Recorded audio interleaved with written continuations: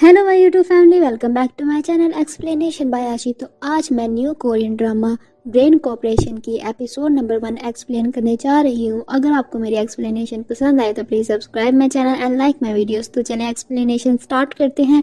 Episode number 1 के start में हम लोग देखते हैं एक म्यूजिक आर्टिस्ट जयवुन, जिसका कॉन्सर्ट होता है, वो गिटार बजा रहा होता है। उसकी वाइफ पास में खड़ी होकर एक ब्रेसलेट की फ्रिक्वेंसी बढ़ाती है, जिससे उसकी डेथ हो जाती है। उसकी वाइफ रोने लग जाती है और उसके पास जाकर चिल्लाकर कहती है कि मैंने मर्डर किया है, मैं किलर हूँ। और उसके बाद नेक्स्ट सीन में हम लोग देखते हैं एक आदमी को जो कि ड्रिंक पी रहा होता है, उसको एक औरत की कॉल आती है। वो उसे हेल्प मांग रही होती है। उसके दरवाजे के बाहर कोई खड़ा हुआ होता है जो कि उसको बाहर आने को कह रहा होता है। जब वो वहाँ पर जाता है तो उस आदमी को पकड़ कर मार के भगा देता है। और फिर हमें वहाँ पर पता चलता है कि वो औरत उसकी एक्स वाइफ थी। उसका नेम मूरन था और उस आदमी का नाम मेयोंग से था, जो कि साइंटिफिक इन्वेस्टिगेशन की टीम का एक मेंबर था। साथ में हमें उनके ब्रेन की दिखाया जाता है। मूरन का ब्रेन हाइपर सेक्सुअल होता है और जो कि मेयोंगसे का ब्रेन अल्ट्रावेस्टिक होता है। फिर उसे कॉल आती है, एक मर्डर के बारे में बताते हैं। नेक्स्ट सीन में हम लोग उसी सिंगर की वाइफ को देखते हैं। उसको पुलिस ले आती है पुलिस स्टेशन में। रिपोर्टर सब पुलिस से पूछ रहे होते हैं। पुलिस कहती है कि हमने एक न्यू टीम लॉन्च की है जो कि न्यूरो साइंटिफिक इन्वेस्टिगेशन कहती है और इसके ज़रिए हम लोग पता लगा लेंगे। नेक्स्ट सीन में हम एक लड़की को देखते हैं जो कि थोड़ी नर्डी टाइप दिख रही होती है। वो एक कैप पहनती है और अपनी पिक्चर देख रही होती है और उसका पाँव फिसल कर वो एक बॉक्स में अटक जाती है। वहाँ पर मेयोंग से आता है और वो उसकी हेल्प करता है और वहाँ पे हमें पता चलता है कि वो एक कैप्टन है उनकी टीम की। वहाँ पर चीफ आता है और आकर कहता है कि ये केस तुम लोग संभालोगे, तुम लोग इन सब चीज़ों की इन्वेस्टिगेशन करोगे और मुझे रिजल्ट ला कर देना। कैप्टन कहती है कि हम ये चीज़ के लिए अभी रेडी नहीं है। और जिस पर चीफ कहता है कि क्या मैं यही अल्फाज सुनने के लिए मैंने तुम लोगों को टीम में बनाया था, एक स्पेशल टीम बनाई थी मैंने। फिर चीफ कहता है हर चीज़ की रिपोर्ट बनाकर मुझे जल्द से जल्द सारे एविडेंस ढूंढ कर इन्वेस्टिगेशन करके बताओ। नेक्स्ट सीन में हम लोग देखते हैं कैप्टन और मेयोंग से सेवुन की वाइफ जोंग के पास बैठे इन्वेस्टिगेशन कर रहे होते हैं, जिस पर उसकी वाइफ बताती है कि उसकी डीप ब्रेन स्टिमुलेशन सर्जरी हुई है। सर्जरी बिल्कुल अच्छे से हुई थी। जेवुन अपने गिटार से बहुत ज़्यादा प्यार करता है और उसकी आखिरी ख्वाहिश थी कि वो उस गिटार को बजाते हुए ही मरे।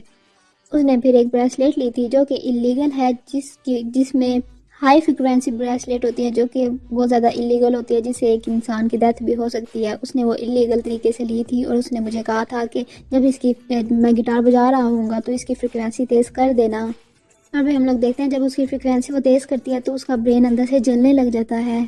फिर वो कहती है कि मैंने उसका मर्डर किया है और वो रोने लग जाती है। फिर वो लोग एक डॉक्टर से पूछते हैं और डॉक्टर कहती है कि ये एटॉमिक एनर्जी एक डिवाइस से दूसरी डिवाइसेस में फ्लो करती है और ये टिश्यूज़ को भी डैमेज कर सकती है, ब्रेन टिश्यूज़ को। फिर वो कहती है कि अगर ये इलीगल है तो इसकी कोई और स्टोरी भी हो सकती है। फिर वो लोग उसको एक मीटर से टेस्ट करते हैं और उसकी फ्रिक्वेंसी बहुत ज़्यादा होती है कि मीटर भी उसको मेजर नहीं कर पाता। और फिर कैप्टन सोजुन कहती है कि ये बहुत ज़्यादा गर्म है।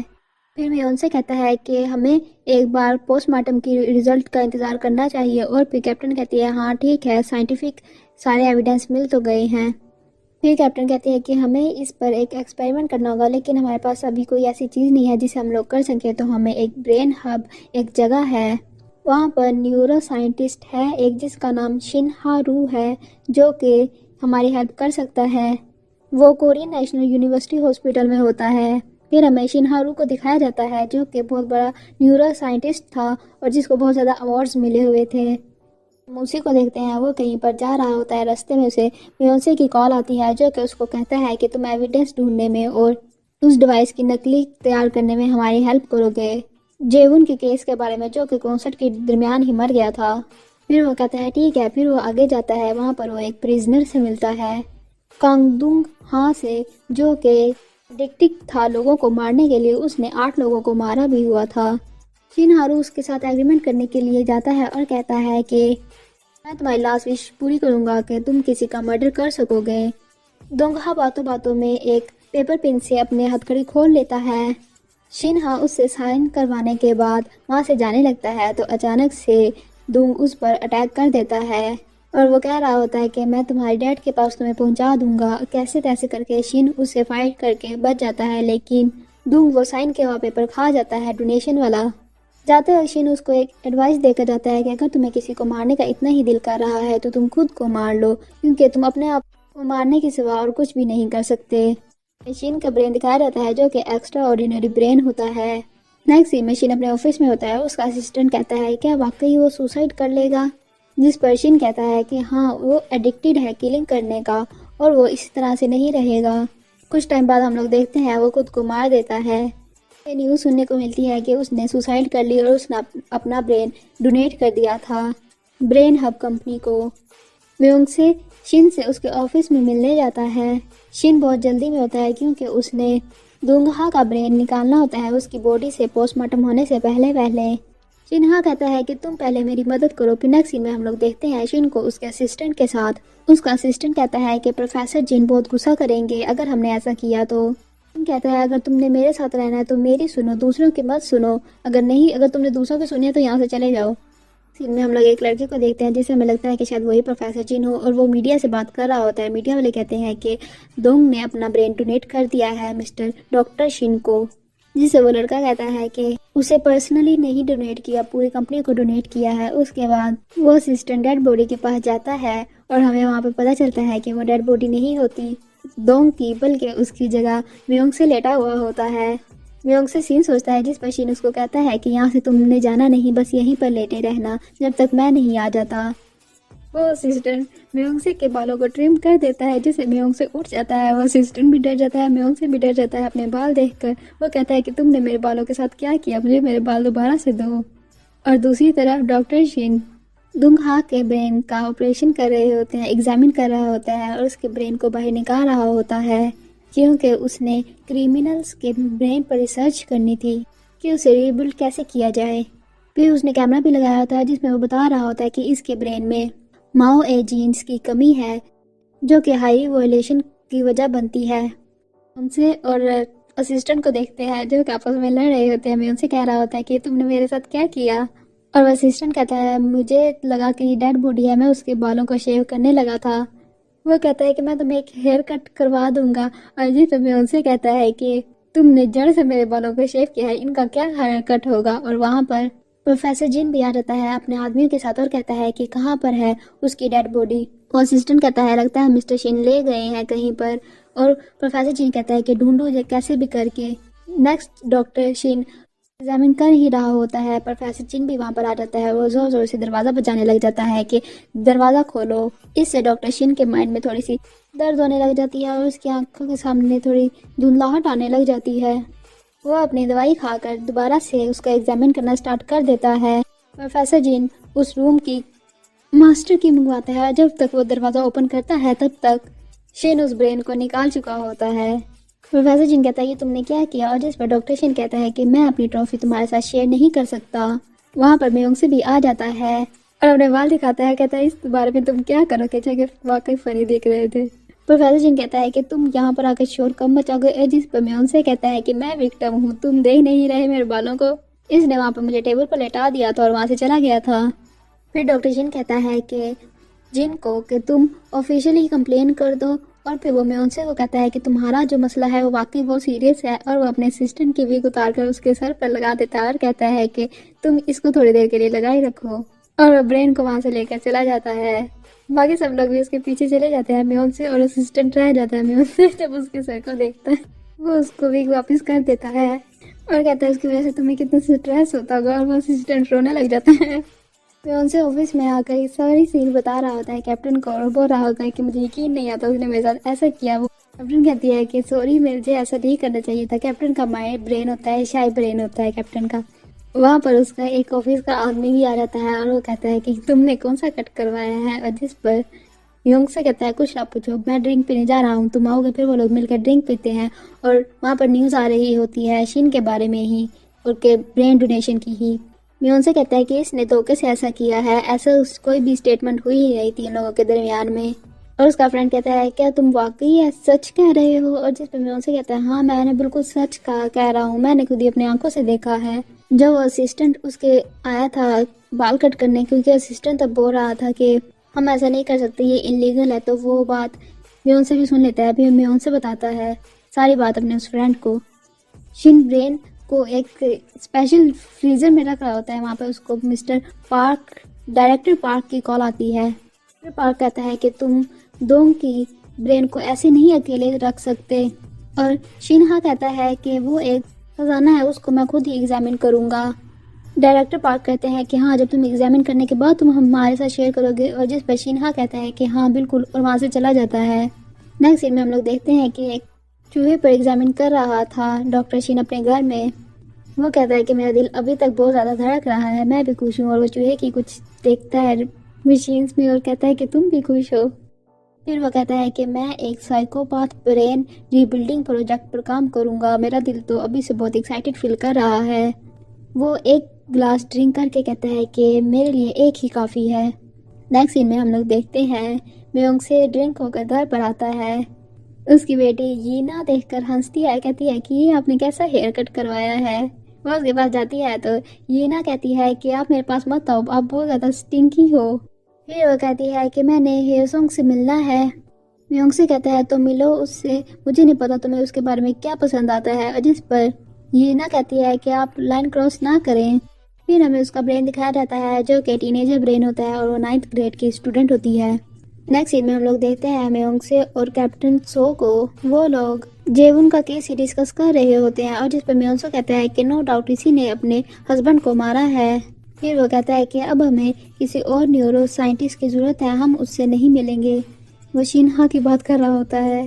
फिर वो एक न्यूज़ देता है, शिन्हा भी वो न्यूज़ देख रहा होता है कि ये न्यूज़ हर जगह फैल रही होती है कि शिन्हा ने ज़बरदस्ती और इलीगल वे से उसका ब्रेन लिया था, डोनेट करवाया था, और उसने डोनेट नहीं किया था। और ये न्यूज़ रिपोर्टर मून ने बताई होती है, जो कि वही फ्रेंड था बियोंसे का जिसके साथ वो ड्रिंक कर रहा था, जिसको उसने सारी स्टोरी बताई थी।